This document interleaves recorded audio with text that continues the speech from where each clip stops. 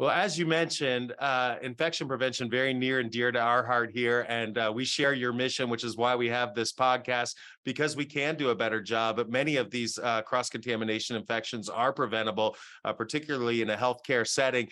You mentioned emerging technologies. We love talking about that. Can you talk a little bit about that in terms of the challenges you see? You sort of alluded to it with the regulatory process, 510K, how we get innovative solutions to market. Can you talk a little bit about your experience in that regard?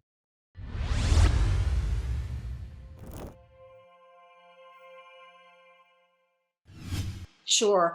I think one of the biggest challenges is, you need a certain amount of evidence for FDA to deem your product to be safe and effective. But the evidence that you need for that hurdle is very different than the level of evidence that the infectious disease and infection prevention communities require in order to adopt something, to put it through the value analysis process and to gain approval on an institutional level.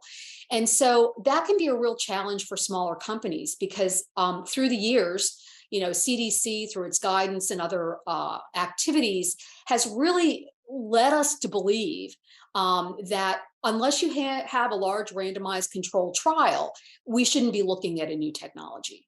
But I've seen a number of things come forward where companies just aren't funded to that level. And the amount of investment going into infection prevention companies on the part of private equity and that type of thing is not large. And so I think we need to find a different way, a multitude of smaller studies that produce similar results, other ways of evaluating these technologies. Otherwise, we are going to just forego the potential of things that could really make a difference.